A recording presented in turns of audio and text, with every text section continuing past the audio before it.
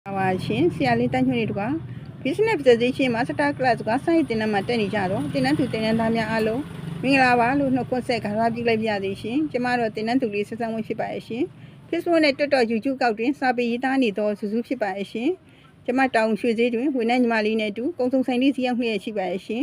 ်ကျမကိုယ့်ရဲ့ customer တွေကိုဝန်ဆောင်မှုအပြည့်နဲ့ရောင်းချလျက်ရှိပါရဲ့ရှင်ကျေးဇူးတင်ပါရဲ့ရှင်မင်္ဂလာပါရှင်ကျမတို့ personal branding မှာလူတိုင်းမှာရှိပါရဲ့ရှင်brand တွေထဲမှာ personal branding ဟာအကောင်းဆုံးပလိတင်ယုံကြည်ရဆုံး brand ဖြစ်ပါရဲ့ရှင်နံပါတ်2ကတော့ scale တွေကိုကျမတို့ဘယ်လိုရှမှတ်ကြမလဲကိုယ့်ရဲ့အသိပညာကိုယ့်ရဲ့အသက်ပညာကိုယ့်ရဲ့ကျွမ်းကျင်မှုဟုတ်ကဲ့ပါရှင်ကျမတို့ကကိုယ့်ရဲ့အမှုပညာအလုပ်ကိုတနေ့အောင်မြင်အောင်စူးစမ်းပြီးလုပ်သွားပါမယ်လို့ scale တွေကိုရှမှတ်ထားပါရဲ့ရှင်နံပါတ်3ကတော့ fashion ကိုယ့်ရဲ့စိတ်အားထက်သန်မှုကျမတို့ဟာဘယ်အလုပ်ကိုမဆိုကိုလုပ်လိုက်တဲ့အလုပ်ဟာကိုစိတ်အားထက်သန်စွာအလုပ်ကိုလုပ်ခံရရှိပါရဲ့ရှင်နံပါတ်4ကတော့ value ကိုတန်မိုးထားတဲ့အရာကိုလွတ်လပ်စွာတန်မိုးထားမှုရှိပါရဲ့ရှင်ကိုတန်မိုးထားတဲ့အရာကိုတခြားသူတွေကတန်မိုးမထားလို့ကိုဟာတန်မိုးမရှိတာမဟုတ်ပါဘူးရှင်လူတိုင်းမှာလွတ်လပ်စွာတန်မိုးထားမှုရှိပါရဲ့ရှင်နံပါတ်5ကတော့ personality ကိုယ့်ရဲ့ကိုယ်သွေးဖြစ်ပါရဲ့ရှင်ကိုယ့်ရဲ့ကိုယ်သွေးက2မျိုးရှိပါရဲ့ရှင်အတွင်းကိုယ်သွေးနဲ့အပြင်ကိုယ်သွေးနဲ့2မျိုးရှိပါရဲ့ရှင်အပြင်ကိုယ်သွေးကတော့အပြင်မှာတငယ်ချင်းတွေနဲ့တွေ့ဆုံပြီးတော့6လွယ်ပြီးတော့ပျော်ရွှင်စွာစားတောက်ထားတော့အပြင်ကိုယ်သွေးဖြစ်ပြီးတော့အတွင်းကိုယ်သွေးကတော့ကိုယ့်အိမ်မှာမိသားစုနဲ့အတူလူမှုရေးစီးပွားရေးကျန်းမာရေးတွေ့ဆုံပြီးတော့တိုင်ပင်ပြီးတော့မိသားစုစုံလင်စွာစားတောက်ထားတော့အတွင်းကိုယ်သွေးဖြစ်ပါရဲ့ရှင်ကျေးဇူးတင်ပါရဲ့ရှင်ကျမပုံမြင်လေးတစ်ပုဒ်ကိုပြန်လည်လို့မျှဝေပေးလဲပြရစီရှင်ကျေးဇူးတင်ပါရဲ့ရှင်မင်္ဂလာပါရှင်စင်တွင်းလာရဲ့ရှစ်ပုံမြည်လို့အမည်လေးရပါရဲ့ရှင်တခါတော့တိုင်းပြည်တစ်ပြည်မှာစင်တွင်းလာဆိုတဲ့မင်းမဖြူလေးရှိပါတယ်ဖခင်ဖြစ်တဲ့သူနဲ့သူဟာအတူနေခဲ့ရပါတယ်မိခင်ဖြစ်သူမှာသူမငယ်စဉ်ကတည်းကဆုံးမသွားတာဖြစ်လို့ဖခင်ဖြစ်သူကသူမအားကိုးပြီးနေခဲ့ရပါတယ်ရှင်တရက်တော့ဖခင်ဖြစ်သူမှာနောက်အိမ်အောင်ပြုတ်သွားတာကြောင့်မိသွေးဖြစ်သူနဲ့သူဟာသူ့ရဲ့သမီး2ယောက်ကစင်တွင်းလာတို့အိမ်ကိုရောက်ရှိလာခဲ့ပါတယ်ရှင်သူမတို့ဟာစင်တွင်းလာလေးလို့သူတို့ဟာစိတ်ထားဖြူစင်ခြင်းသူတို့ကမရှိခဲ့ပါဘူးရှင်ဒါကြောင့်စင်တွင်းလားလေးကိုသူတို့ပထမဆုံးစတွေ့တဲ့အချိန်ကစလို့လှပတဲ့စင်တွင်းလားလေးကိုသူတို့မနာလိုမုန်းတီးနေကြတာပေါ့ကွယ်တရက်တော့စင်တွင်းလားရဲ့ဖခင်မှာအလုပ်ကိစ္စတစ်ခုနဲ့ကာလရှည်ကြာခီးထွက်ခဲ့ပါတယ်မိတွေနဲ့သူ့သမီး2ယောက်ဟာဖခင်ဖြစ်သူမရှိတော့တာနဲ့စင်တွင်းလားလေးကိုစတင်ပြီးတော့အနိုင်ကျင့်တော့တာပါပဲကွယ်အိတ်ကိစ္စအဝဝကိုစတင်ပြီးတော့ခိုင်းစေခဲ့တာပေါ့ဒါတောင်သူတို့ကအားမရသေးဘူးစင်တွဲလားလေးကိုအခန်းကိုပါသူတို့ကအပိုင်စီးခဲ့ကြပါတယ်စင်တွဲလားလေးကနေ့ဆိုလို့ရှိရင်အရန်ပူရောညဆိုလို့ရှိရင်အရန်အေးတယ်ဟိုအိမ်ခေါမိုးပေါ်ဓာတ်ကိုသူတို့ဟာတက်ပြီးတော့နေခိုင်းခဲ့ပါတယ်ကွယ်စင်တွဲလားလေးခမရမှာအားကိုးစရာမိဖတွေကလည်းမရှိတော့သူမျာ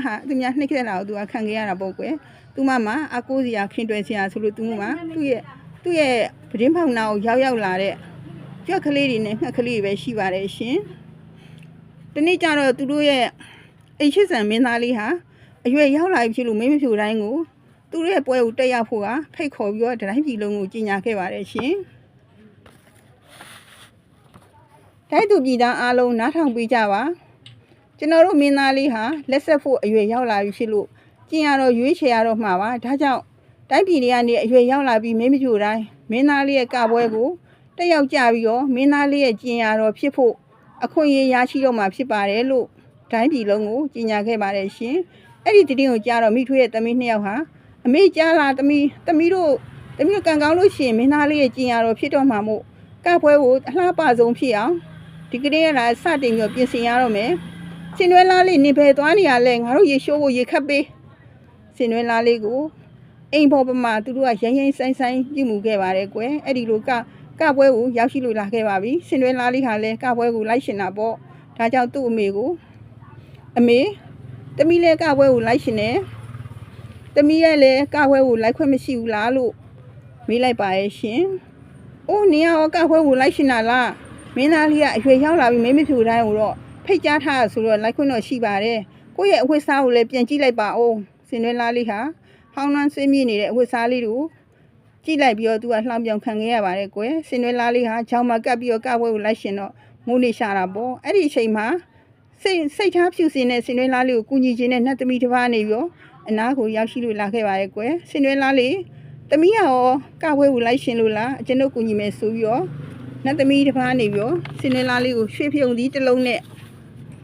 ရွှေပြုံကြီးစလုံးနဲ့ကြွက်9ကောင်ကိုယူခဲ့ခိုင်းလိုက်ပါတယ်ကွယ်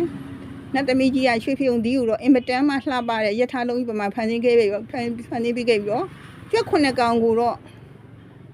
ကြွက်9ကောင်ကိုရထားမောင်းသမားနဲ့မြင်းဖြူကြီး6ကောင်အဖြစ်ဖန်ဆင်းပေးခဲ့ပါတယ်ကွယ်နောက်တော့ဆင်နွှဲလားလေးကိုအရန်ကိုတောက်ပြောင်လှပတဲ့ဝတ်စားလေးကိုဆင်မြန်းပေးခဲ့ပါတယ်တခုတော့ရှိရဲ့ဆင်နွှဲလားလေးသမီးအနေနဲ့ည7 နာရီမတိုင်ဖီမှာအင်ကိုအရောက်ပြန်လာခဲ့ရမယ်အကျဉ်းတို့ဖန်ဆင်းထားတဲ့မှန်သမျှဟာည7 နာရီမှာပြက်ကွယ်သွားမှာဖြစ်ပါတယ်လို့မှာကြားလိုက်ပါတယ်ကွယ်ဒီလိုနဲ့ဆင်နွှဲလားလေးဟာနတ်သမီးကြီးအကူအညီနဲ့ကာကွယ်ကိုတက်ရောက်နိုင်ခဲ့ပါတယ်ကာကွယ်ကိုရောက်တော့မင်းသားလေးကအရန်ကိုချောမောလှပတဲ့ဆင်နွှဲလားကိုမြင်တော့မြင်ချင်းမဲ့သူကရှစ်သွားမိတာပေါ့နော်ဒါကြောင့်မင်းသားလေးဟာသူ့နဲ့အတူတူကဖို့တောင်းဆိုခဲ့ပါတယ်ဆင်နွှဲလားလေးရဲ့မိတွေ2ယောက်ကလည်းဆင်နွှဲလားလေးကိုသူတို့မမှတ်မိရှာတော့ပါဘူးကွယ်မင်းသားလေးကနေသူတို့စီကိုလာနေတယ်ထင်တယ်ဟဲ့ဟိုမှာမင်းသားလေးကငါတို့စီကိုလာနေဟုတ်မနေငါစီကိုလာနေ2ယောက်သားချင်းခုန်နေပါရဲ့ကွယ်မင်းသားလေးကတော့ဆင်နွှဲလားလေးစီကိုပဲသွားပြီးတော့ကဖို့ခွင့်တောင်းခဲ့တာပေါ့ဒီလိုနဲ့ပဲမင်းသားလေးနဲ့ဆင်နွှဲလားလေးဟာပျော်ရွှင်စွာအတူလက်တွဲပြီးတော့ကနေတဲ့အချိန်မှာ7 နာရီမထိုးခင်မှာ7 နာရီမထိုးခင်အချိန်မှာပေါ့နော်နတ်သမီးကမှားကြားခဲ့တာကြောင့်ဒါကြောင့်မင်းသားလေးကသူဟာဆင်နွှဲလားနှုတ်မဆက်ဖဲနဲ့ကပွဲကနေမြင်ဆက်ဆန်းထွက်လာခဲ့တာပေါ့နန်းတော်ရင်မြင်ကားနေပြီးတော့သူကအလောတကြီးနဲ့ပြေးပြီးထွက်လာလိုက်တာသူမရဲ့ဒေါက်ဖက်နက်ကလေးတစ်ဖက်ဟာကြကြံရိတ်ခဲ့ပါရဲ့ကွယ်မင်းသားလေးရဲ့စိတ်ထဲမှာတော့ဆင်နွှဲလားလေးကိုအရန်ကိုဆွဲလန်းနေရှာတာပေါ့နောက်ရက်ဒီမှာလဲဆင်နွှဲလားလေးကိုကြကြံရိတ်ခဲ့တဲ့ဒေါက်ဖက်နက်လေးတစ်ဖက်ကိုတိုင်းသူပြည်သားမင်းဖြူလေးတွေကိုအကုန်လုံးဝစ်စီခဲ့ပါတယ်ဖက်နှက်ပိုင်ရှင်ဆင်နွှဲလားလေးကိုသူတို့ကလိုက်ရှာနေတာပေါ့ရဲမဲ့တွေကလည်းတအိမ်စင်းတအိမ်တဲ့သူတို့ကလိုက်ရှာနေတာပေါ့ကွယ်ဆင်နွှဲလားတို့အိမ်တို့ရောက်ရှိလို့လာခဲ့ပါပြီဆင်နွှဲလားလေးဟာဖက်နှက်ပိုင်ရှင်တွေကသူများဖြစ်တာမဟုတ်ဝစ်ရှင်တာပေါ့နော်ဒါပေမဲ့စိတ်ပုတ်စိတ်ရုပ်ရှိရဲ့မိတွေဟာအခန်းတကားကိုတောက်ပိတ်ထားလိုက်ပါတယ်ကွယ်မိတွေရဲ့သမီး2ယောက်ဟာဖက်နှက်ပိုင်ရှင်လေးကသူတို့ပါဆိုပြီးတော့မျက်နှာပြောင်တိုက်ပြီးတော့ဖက်နှက်လေးကိုဝစ်ဆင်ခဲ့ပါတယ်ဒါပေမဲ့သူတို့တယောက်မှမတော်ခဲ့ပါဘူးရှင်အဲ့ဒီနောက်တော့ရဲမက်တီဟာတခြားအိမ်တွေကိုသူတို့ရှောက်ပြီးတော့သွားတာပေါ့ရှင်မင်းသားဆင်နွှဲလားလေးကတော့မင်းသားလေးနဲ့မတွေ့ရဘူးဆိုပြီးတော့ငုံနေရှာတာပေါ့ငုံနေရှာအဲ့ဒီအချိန်မှာပေါ့နော်ကြွက်ကလေးကနေပြီးတော့ဆင်နွှဲလားလေးငုံနေတာကိုကြည့်ပြီးတော့မိတွေရှီကနေပြီးတော့တော့ယူပြီးတော့အခန်းတကားကိုဖွင့်ပေးလိုက်ပါတယ်ရှင်ဆင်နွှဲလားလေးဟာရဲမက်တီကိုရှူသွားနိုင်ခဲ့ပါတယ်ရဲမက်တီကိုရှီကိုသူရောက်တော့ဆင်နွှဲလားလေးဟာဖက်နှက်ကလေးကိုစီးဖို့သူခွင့်တောင်းခဲ့ပါရဲ့ရှင်ဖက်နှက်ကလေးကိုစီးလိုက်တဲ့အခါမှာဆင်နွှဲလားလေးနဲ့ကွက်တူဖြစ်ပြီးတော့သူတို့အားလုံးကအားတင်သွားကြပါတယ်ဒါကြောင့်ပဲဆင်နွှဲလားလေးနဲ့မင်းသားလေးဟာအသက်ထက်ဆုံးသူတို့ဟာပေါင်းသိနိုင်ခဲ့ပါတယ်ရှင်ဒီနေရာမှာစစ်မှန်သောချစ်ချင်းမြတ်တာတရားဟာဘယ်အရာနဲ့မှတားဆီးလို့မရပါဘူးဆိုတာဒီပုံမြင်လေးကနေပြီးတော့တက်တည်ပြခဲ့ပါတယ်ရှင်ချစ်ခင်စွာပြီးမျှဝေပေးလိုက်ပါရစေကျေးဇူးတင်ပါတယ်ရှင်